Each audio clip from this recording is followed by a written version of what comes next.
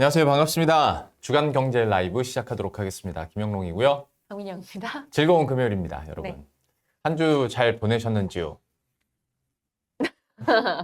시장을 나 방금 이 멘트를 하고 시장이 주마등처럼 스쳐 지나갔습니다. 네, 너무 피곤했어요. 에, 피곤했어요.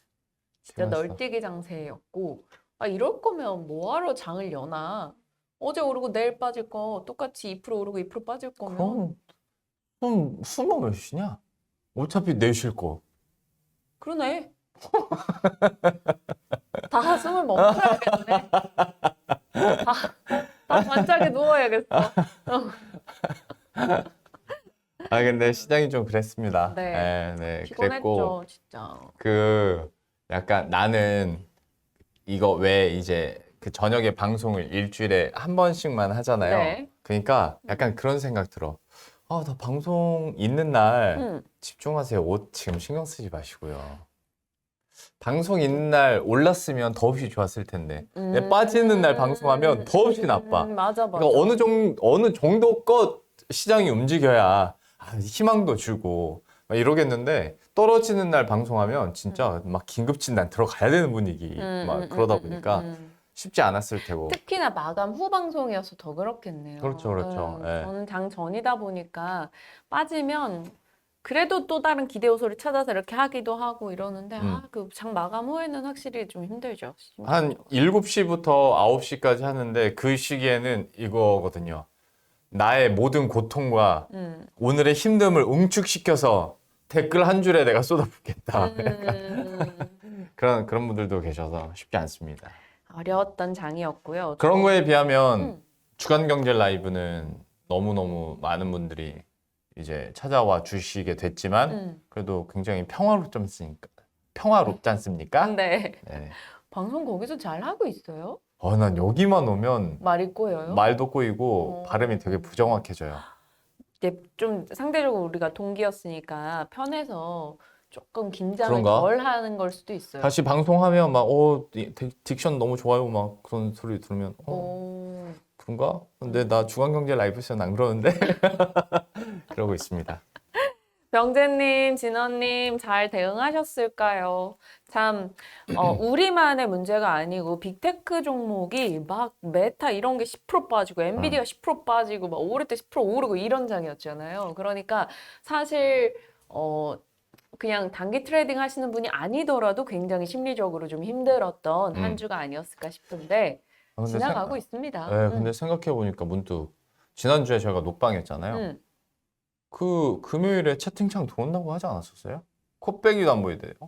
그래서 저랑 병재님이랑 진원님이랑 수다 떨다가 마지막에 귤톨님도 오셔서 귤톨님이랑 귤톨도 인사하고 그랬었는데 금요일에 이제 일하신다면서요, 귤톨님. 네, 맞아요. 그래서 자주 못 온다고 파이팅 외쳐드리고 박앵커가 올 거라고 믿었는데 결국 안 와서 남자 셋이서 수다 떨다가 먹겠습니다. 너무 감사하네요, 병재님, 진원님. 제가 그날 뭐 했을까요, 그 시간에? 잘 기억이 안 납니다. 그러니까 이제 네. 그 출연료를 받지 않는 방송이면 절대 보지 않는, 자기 방송이 아니면 코빼기도 안 비치는. 아니에요. 진짜 아니에요. 저는 정말 제 방송도 안 봐요. 그런 제가 물질적인 뭐 그런 것 때문에 움직이는 게 아니고 Yes. 저는 사실 다시 보기를 절대 웬만하면 안 하는데 왜냐하면 고통스러워요. 알아요? 내가 예를 들어 연기자라고 생각해봐. 내가 배우로서 활약을 했는데 내 방송 볼 때 막 오그라들잖아. 근데 저도 그래요. 제 방송을 보면 부족한 점만 보여서 자신감이 자꾸 떨어져서 안 보는 날이 100일 중에 99일입니다. 하루 알겠습니다. 정도 봅니다. 네, 뭐 그렇다고요. 알겠습니다. 병진님, 스태그플레이션 두 분의 생각은 어떠세요? 스태그플레이션에 대한 박앵커의 생각은 어떻습니까? 아직까지는 과하지 그럼, 않나요? 스태그플레이션이라고 하기에는 그냥 디스인플레이션 정도로만.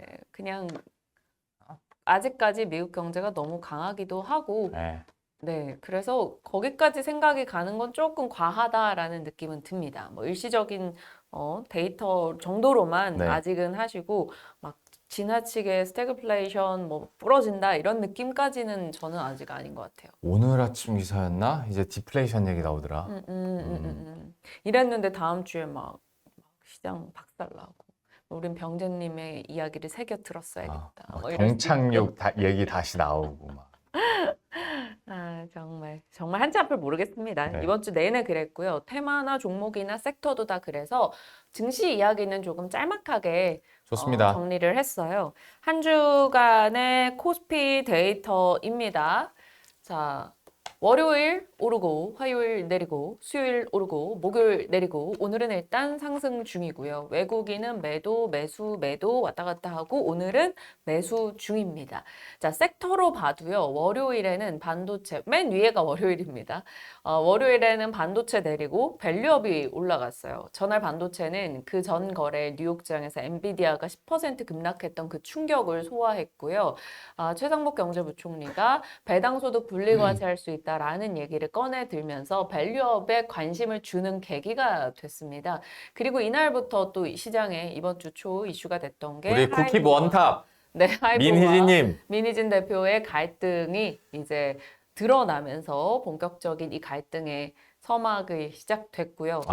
오늘까지도 진행 중입니다. 하이브 빠지고 있는 상황이고. 제가 생방으로 네. 다 보진 않았지만 제가 이렇게 구간별로만 봤거든요. 쿠키 원탑을 이제 내어줄 때가 된 것 같습니다. 민희진님에게. 야, 대단했습니다. 네, 정말 많은 이슈가 되고 있는데 뭐 노코멘트 하겠습니다. 저는 그 부분에 대해서는. 와, 깜짝 놀랐어. 기자회견에서 그렇게 욕을 막 찰지게 하실 줄이야. 그러니까요. 저는 근데 그 파란 모자가 굉장히 네, 인상 깊더라고요. 좀 뒤에 좀 이렇게 줄이면 좋았을 텐데. 우린 왜 그런 거 보고 있니? 정말. 네.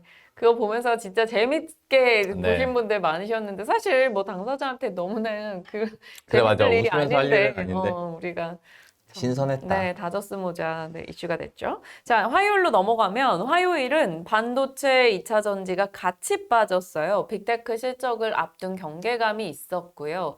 이때는 또 전력, 방산, 조선주, 그러니까 대형 섹터가 내려가니까 다른 쪽 섹터에서 좀 더 힘을 내주면서 그래도 코스피 낙폭이 0.2로 그칠 수 있었던 계기가 됩니다.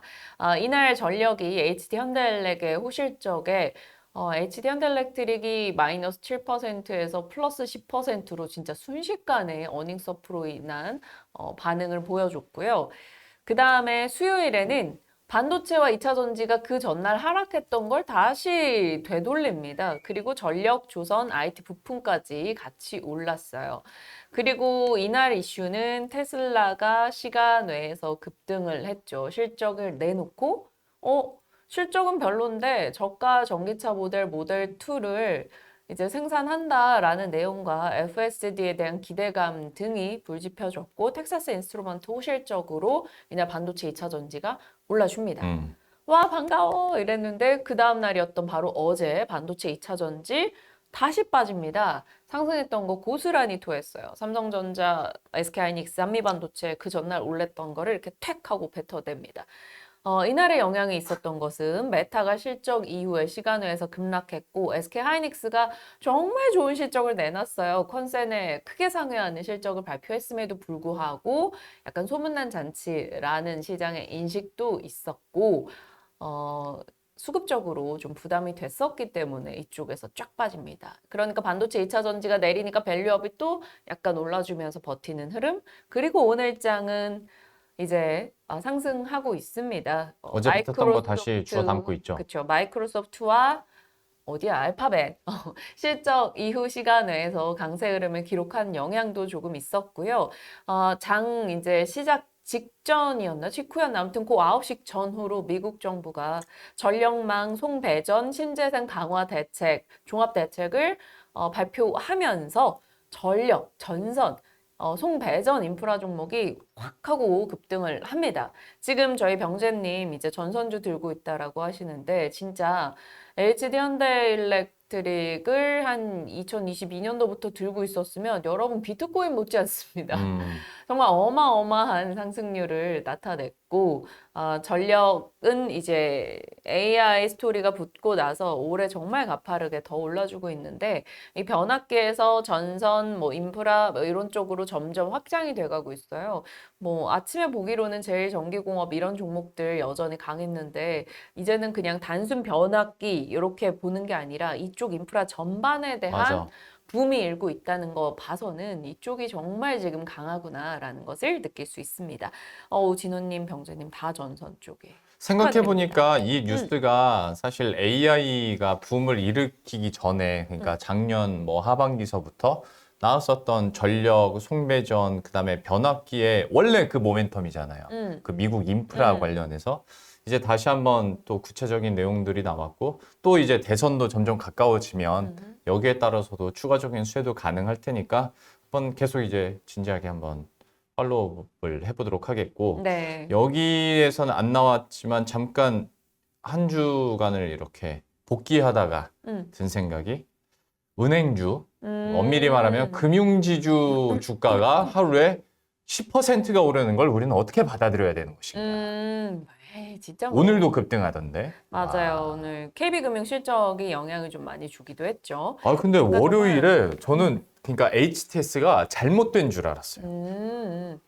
월요일은 그러니까 재료가 반도체가 아닌 곳에서 나온 게 밸류업이니까, 그리고 이제 5월 밸류업 이벤트 앞두고 있다 보니까. 근데 생각해보면 너무나 밸류업이라면 은행주는 ROE를 드라마틱하게 올릴 수는 없어.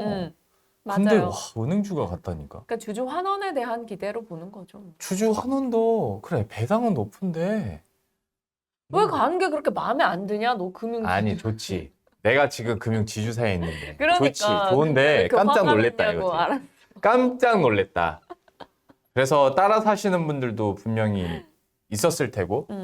근데 진짜 고민돼. 반도체, 전력 지금 들어갈 수 있을까? 라는 거. 그렇다고 2차 전지에 지금 손이 나가나? 그러니까 짧은 대응을 할 수밖에 없는 거지. 계속 가는 쪽에 가니까 그냥 하루 이틀 사고 팔고, 또 오르면 또 사고 또 팔고. 그럴 땐 ETF. 오늘 왜 없어? 왜 돌아가는 거 없어? 아, 광고. 계속 나오면 이제 원래 저희가 고정돼 있나 보다 하고 관심을 덜 하잖아요. 그래서 5분에 한 번씩 나오게 해놨습니다. 되게 머리를 많이 쓰고 계시네요. 네, 네. 그렇습니다. 자, 시장이 이렇고 지금 아직까지는 AI 생태계 안에 우리는 살고 있습니다.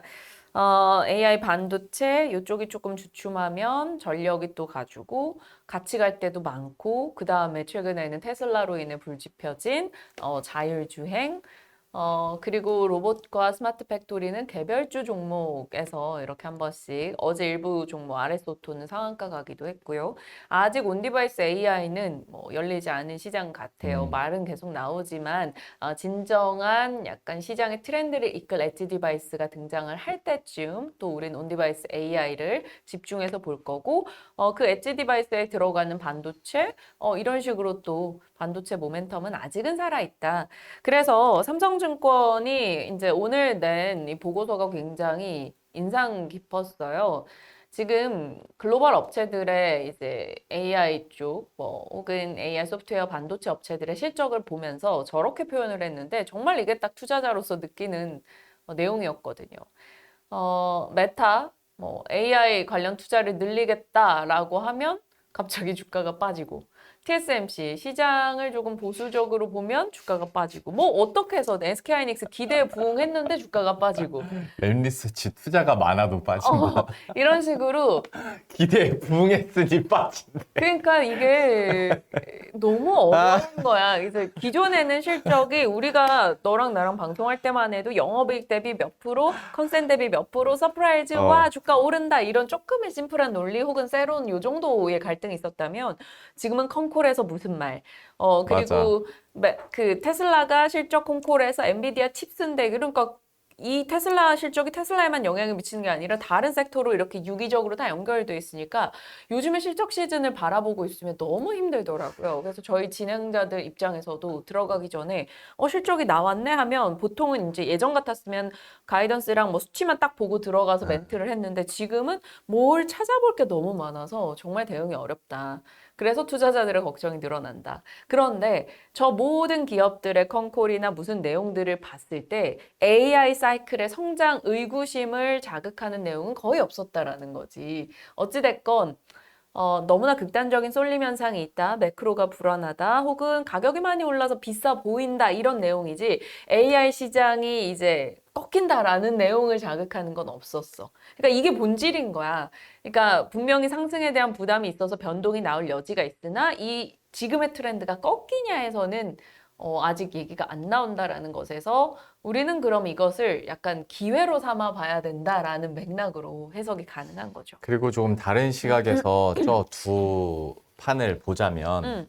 저것 때문에 음. 우리가 AI라고 한다면 지금까지는 반도체 중심의 이런 음. 하드웨어적인 AI잖아요. 근데 실제 AI는 서비스잖아. 음. 소프트웨어 쪽으로 그래서 이제 봐야 된다라고 말씀하시는 분들도 있더라고요. 워낙 이제 말한 것처럼 TSMC도 시장에 대한 전망 보수적으로 하고 ASML 실적 잘 안 나오고 막 그렇게 하다 보니까 야, 지금까지 AI에 대한 그런 의심이 없다면 이제 진짜 AI 소프트웨어 쪽으로 좀 종목을 찾고 좀 투자하는 게 지금 이 타이밍이지 않겠냐? 라고 말씀하시는 분들도 있더라고요. 그러면 급락한 메타에 대해서 생각해 볼 필요가 있는 거 아닐까? 그렇죠. 네. 메타가 갖고 있는 AI 모델, 뭐 소프트웨어를 자극하는 내용이 너무나 많기 때문에 그러면 어떻게 해야 될지 뭐 지켜봐야겠네요. 일단은 지금 AI에 투자를 해서 돈을 버는 기업들은 실적 내놓고 올랐어요. 근데 아직 메타는 AI 투자를 해서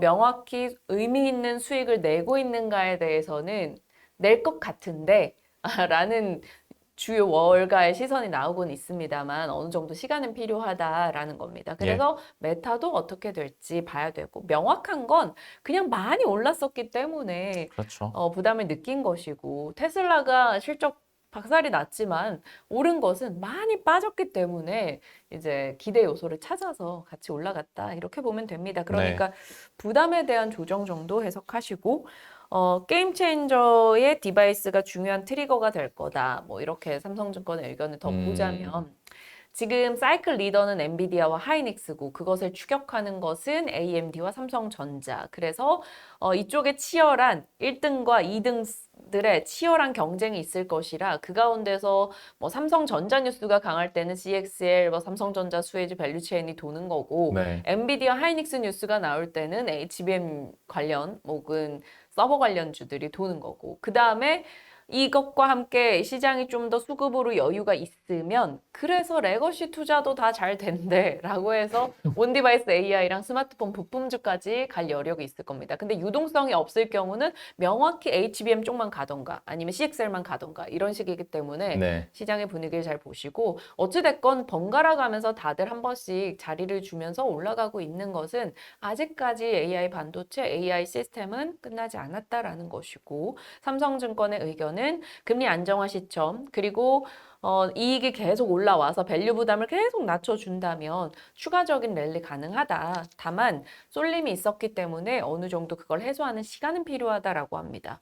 그런데 이번 주에 뭐 지난주부터 해서 좀 거래량 세게 실리면서 반도체가 빠졌었기 때문에 이 반도체 역시나 섹터 내에서 올랐다는 스트레스가 좀 완화되지 않았을까 생각이 듭니다.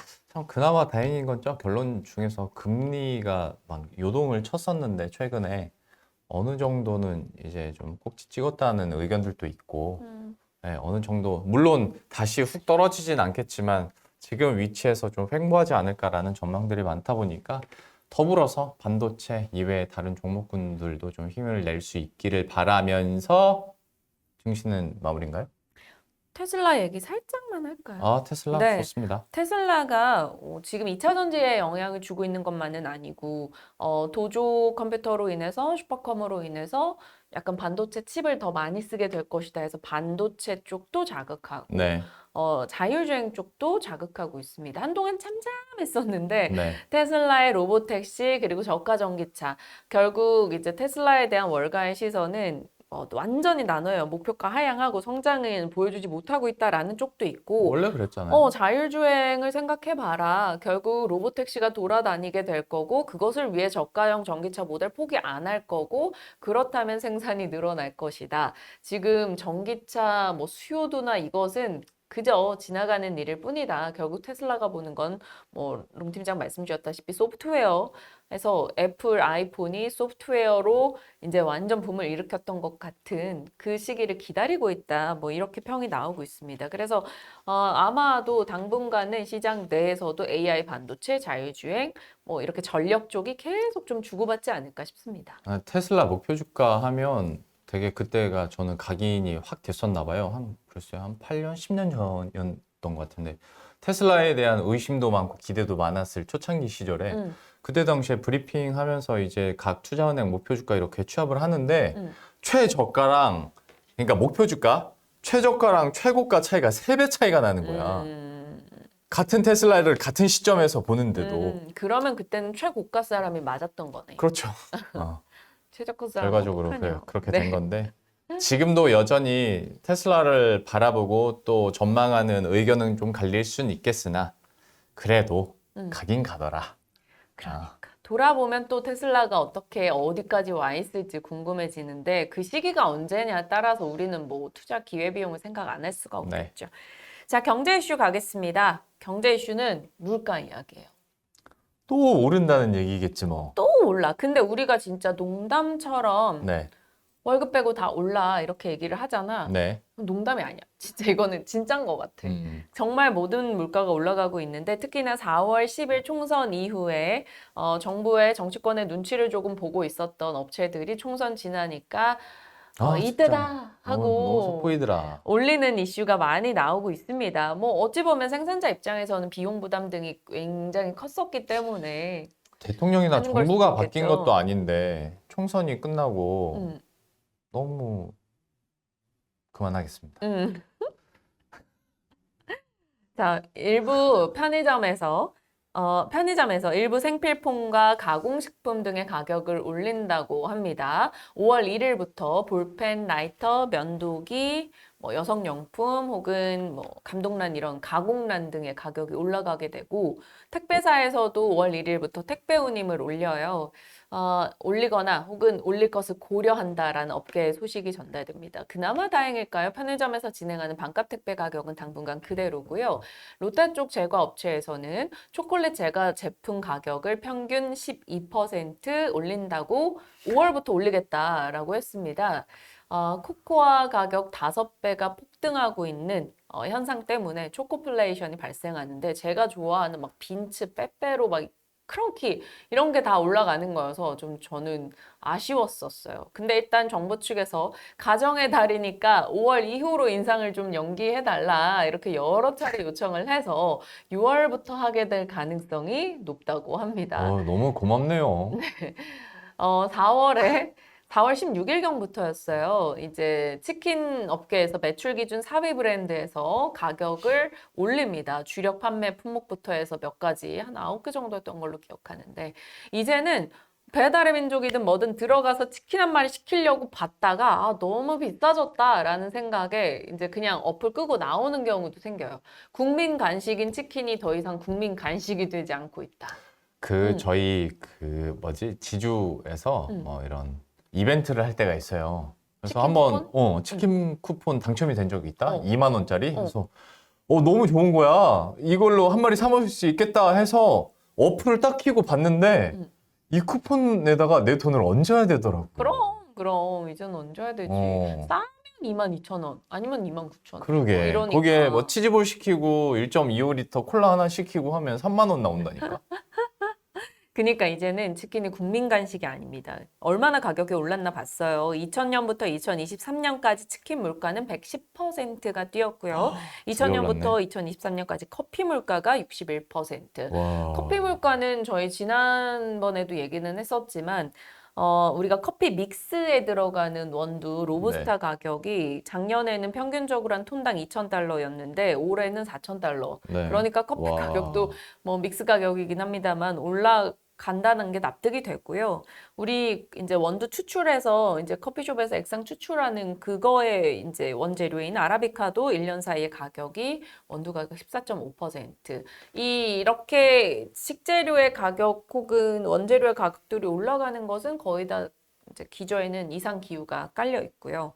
이것만 오르는 게 아니고 스트림플레이션에서 스트리밍 서비스들의 물가가 계속 올라가고 있다.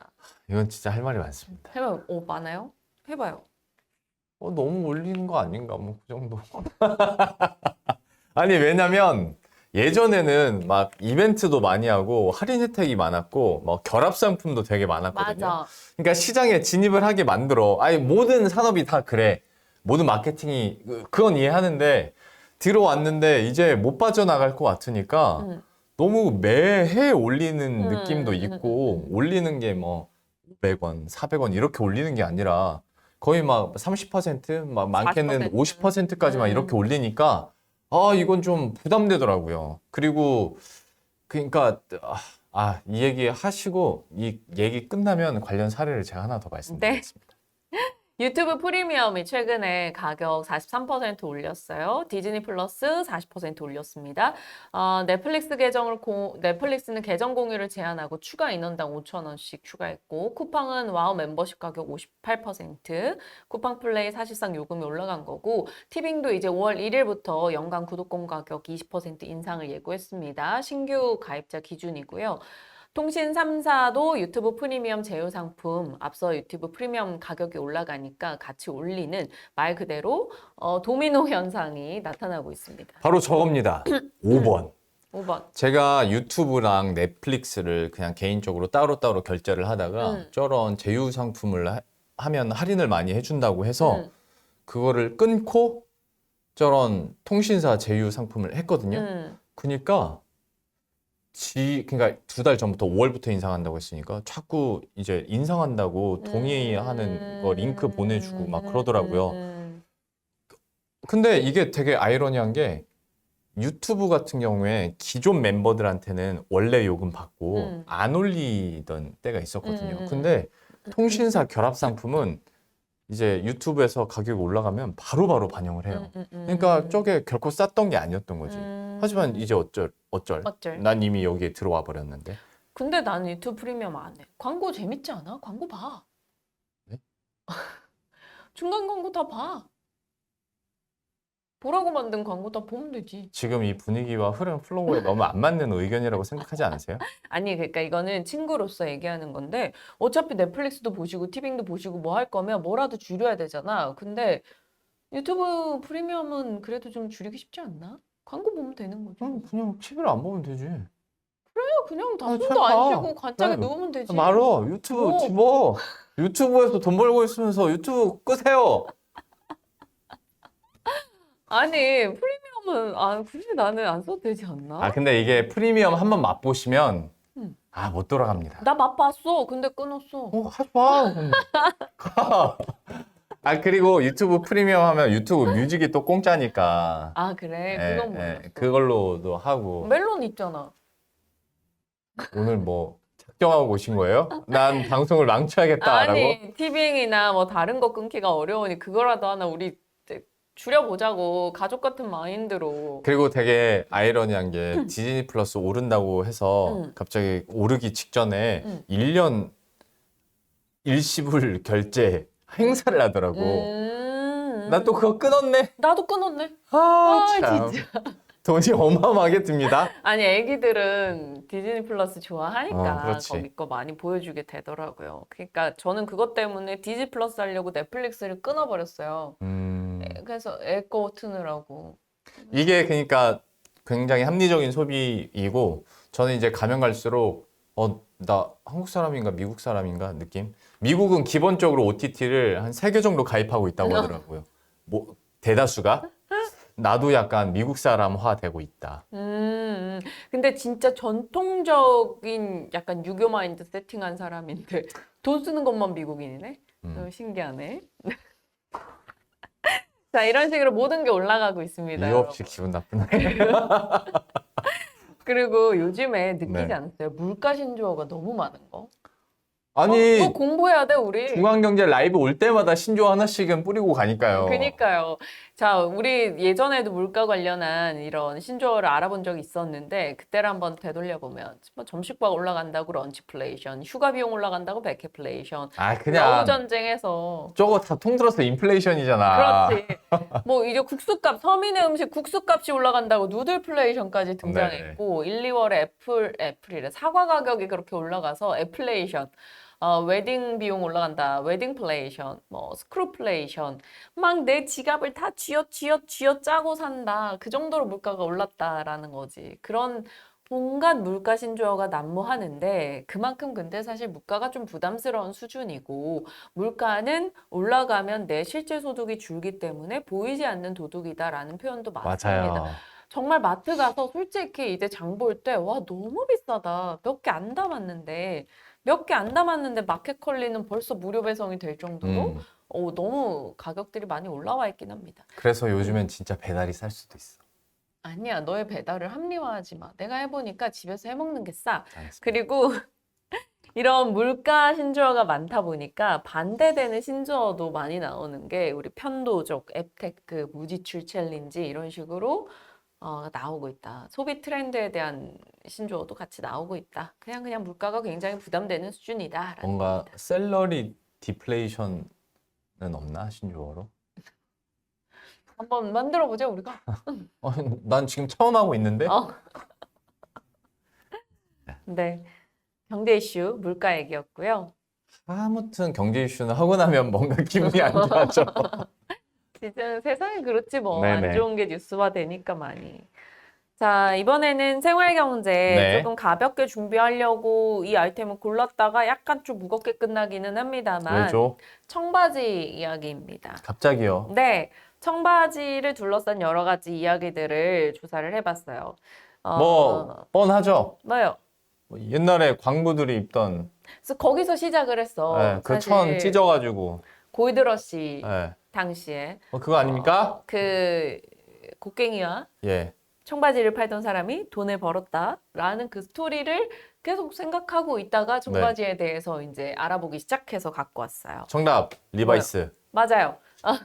세계적으로 전 세계인들에게 가장 많이 사랑받는 의복 중 하나가 청바지입니다. 네. 청바지는 이렇게 특히나 해외 시장을 중심으로 선진국을 중심으로 이런 상징성이 있다고 해요.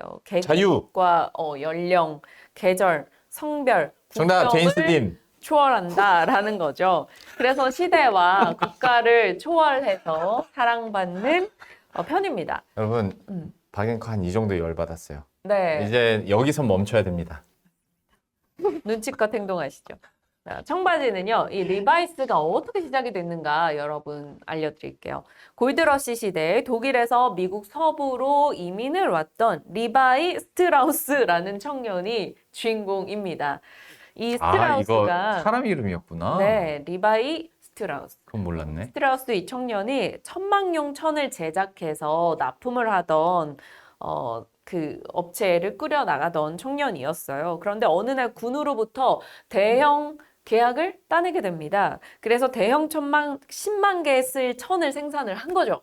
막 빚도 내고 막 사람도 막 고용해갖고 천을 생산했는데 이게 웬걸 납품한 천이 녹색이 아니라 청색이어가지고 빠꾸를 빠꾸가 아니라 우리가 뭐라 KBS도 아니고 퇴짜를 빠꾸. 받고 반품되게 됩니다. 아 이럴 때 유튜브가 있었다면 쇼츠에 올리면 잘 팔릴 텐데. 그렇지. 그 돌 대박 나신 분 있잖아. 맞아요. 관상용 동물. 관상용 돌. 미안합니다. 네.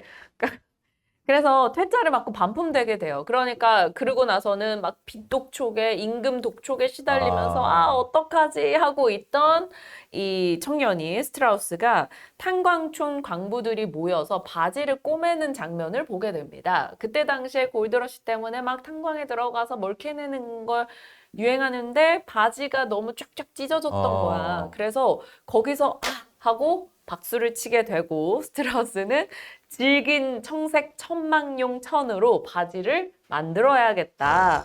그러면서 이게 바지화돼서 출시가 됐고 청바지가 첫 선을 보이게 되는 계기가 된 거죠. 그러니까 인간사 세옹지마라고 여기서 위기에서 머리만 잘 쓰면 이렇게 대박이다. 그러니까요. 그래서 스트라우스는 이 금강 채굴업자들보다 돈을 더 많이 벌게 됐고 리바이스가 여기서 탄생을 하게 된 거죠. 이때 광부들 외에도 일반 사람들에게도 너무나 사랑을 받으면서 청바지가 계속 발전을 하게 되고 1915년도에는 이제 멜빵 청바지가 등장하면서 또 상을 받기도 하고 2차 세계대전에서는 미군에 청바지를 공급하게 되면서 국제적으로 이제 리바이스가 이름을 알리게 됩니다. 청바지 수요가 2차 세계대전 이후에도 계속해서 급격히 증가하게 되는데 1950년대 그동안은 약간 작업복, 멋스러운 작업복으로 인지가 되어 있었다면 할리우드 배우 앞서 얘기했던 제임스 딘이 영화 이유 없는 반항에서 청바지를 입고 등장하면서 약간 자유, 젊음, 반항 이런 아이콘이 됩니다. 그래서 젊은 층을 중심으로 청바지가 막 팔려 나가요. 근데 언젠가부터는 이제 약간 연령대가 있는 고연령층에서도 그냥 젊은 고연령자? 뭐라 그래? 조금 약간 젊게 사는 엄마 아빠 느낌으로 청바지도 엄청나게 또 인기를 끌게 되면서 전 연령대로부터 사랑을 받게 됐다라는 겁니다. 그래서 지금 청바지 업체 이 리바이스는 세계 110여 개 국가에 진출해 있습니다. 왜요? 이 말하면 싫어할 것 같은데. 네. 옛날에 우리 엄마가 항상 하던 말이 이거였거든요. 여름에 덥고 겨울에 추운 게 청바지라고. 그지. 근데 참 이렇게 멋스러워서 참 이렇게 몇 세기에 걸치는 그런 패션 아이템이 됐다는 것도 참 놀랍네요. 세계적인 디자이너들이 다 그런 얘기하는데요. 내가 청바지 개발 못한 게 제일 속상하다. 그만큼 근데 그러게. 약간 청바지 관련해서는 뭐 패션 아이템으로서는 당연히 압도적이죠. 이런 청바지도 위기를 맞았던 게 코로나 때였어요. 왜요? 코로나 때 왜? 밖에 안 나가니까 약간 뭐 실내복 그거야. 위주로 이제 딱딱한 청바지 인기가 떨어졌어요. 근데 한 번 사람이 그래 청바지 입다가 편안한 바지들 막 야프리한 것들 있잖아. 그런 것들 입기 시작하면 다시 청바지 입기가 힘들단 말이야. 맞아. 사람이 루즈핏만 입다 보면 그래 슬림핏을 못 슬림핏을 못 입어. 근데 청바지는 약간 조금 슬림핏 느낌도 있고 활동성도 좋고 그러다 이제. 보니까 그 계기로 인해서 약간 청바지 인기가 떨어지니까 워싱턴 포스트가 그런 기사도 냈어요. 굿바이 진.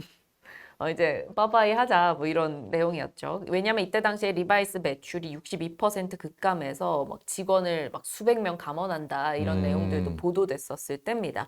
국내에서도 청바지 브랜드 뱅뱅 뭐 실적 감소로 완전 고초를 겪었고 여성용 청바지 브랜드 조스진 이런 쪽은 파산 신청을 하기도 했습니다.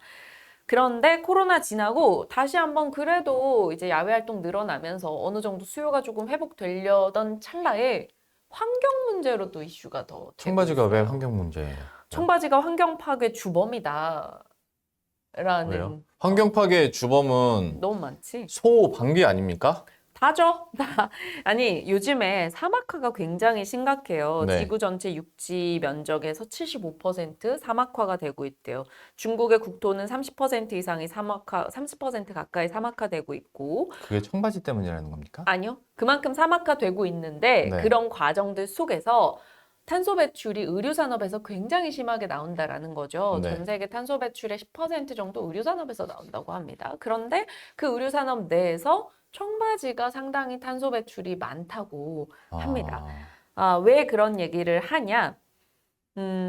세계 자연 기금 WWF에서 따르면 청바지는 재료가 목화입니다. 그런데 목화 1kg를 생산하려면 재배할 때 욕조 40개를 가득 채울 수 있는 물이 필요하다고 해요.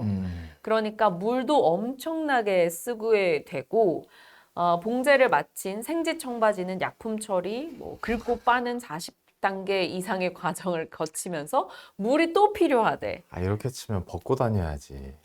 벗고 다녀? 옷 못 만들죠.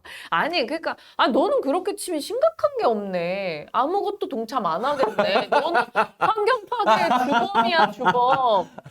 그런 식의 마인드를 갖고 있어서 네. 지구가 이 모양인 겁니다. 그건 맞습니다. 네, 하나씩 나부터라도 하자고요. 알겠습니다. 자, 목화솜은 천연 섬유인데 병충해에 약해요. 그래서 농약도 굉장히 많이 뿌리게 되고요. 이 준비한 대본을 다 말하기 전에는 안 끝나는 거죠? 네, 이 청바지 맞아요. 얘기가? 그리고 청바지는 물에 잘, 아니, 한번 세탁할 때마다 5만 개의 미세 플라스틱이 나온다고요. 그러니까 네. 청바지가 나쁘긴 해요. 어, 그래요. 나빠요. 예쁜데 나빠요. 어. 그래가지고, 그래서요. 네. 아, 열받아. 불매운동 하자는 진짜 겁니까? 아닙니다. 그래서 물 소모도 많고, 화학물질 사용도 많고, 전력과 열, 에너지 사용 공정이 많기 때문에 정답, 변압기. 산산한 에너지가 든다는 거죠. 결국 온실가스 배출을 증가시킵니다. 네. 폐기 과정도 문제예요. 내구성이 강하기 때문에 버려질 때 환경에 좀 오랜 영향을 줘서 네. 폐기물도 많은 데다가 이제 이것이 이제 분해되는 데까지 너무나 오랜 시간이 걸리기 때문에 환경 오염에 좀 안 좋다. 그래서 패션 산업은 이것을 좀 해결하려는데 초점을 맞추고 있는데 뭐 바이오 원료라던가 아니면 새로운 기술 뭐 이런 걸 정답, 도입하려고 스마트팜. 하는데 아니지.